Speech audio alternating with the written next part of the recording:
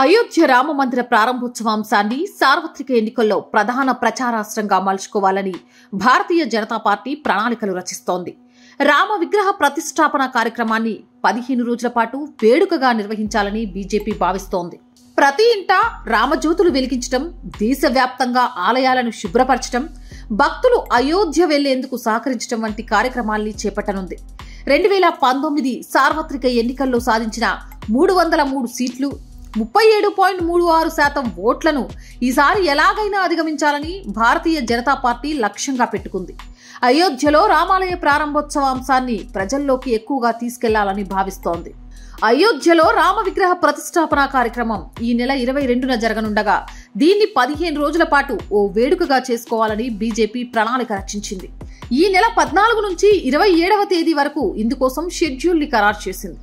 దేశవ్యాప్తంగా దేవాలయాలను శుభ్రం చేయడం ఈ కార్యక్రమంలో భాగంగా ఉంది. జనవరి 22న రామ మందిరం ప్రారంభోత్సవం నాడు ప్రతి ఇంట్లో 5 దీపాలు వెలిగించేలా బీజేపీ కార్యకర్తలు ప్రచారం చేయనున్నారు. దీపావళి తరహాలో 22వ తేదీ సాయంత్రం ప్రతి ఇంట్లో రామజ్యోతులను వెలిగించాలని బీజేపీ కోరుతోంది. ఇదే విషయమై ఇప్పటికే ప్రధాని నరేంద్ర మోదీ దేశ ప్రజలకు పిలుపునిచ్చారు.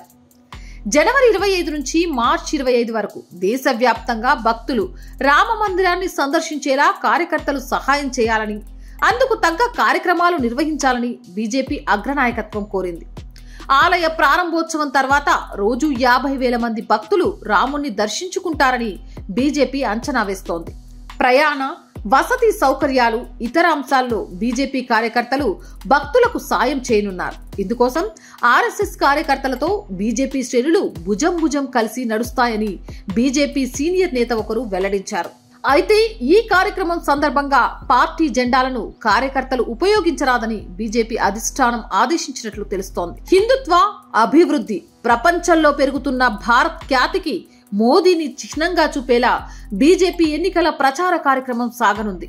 మంగళవారం సాయంత్రం బీజేపీ సీనియర్ నేతలతో ఆ పార్టీ అధ్యక్షుడు జేపీ నడ్డా సమావేశమయ్యారు.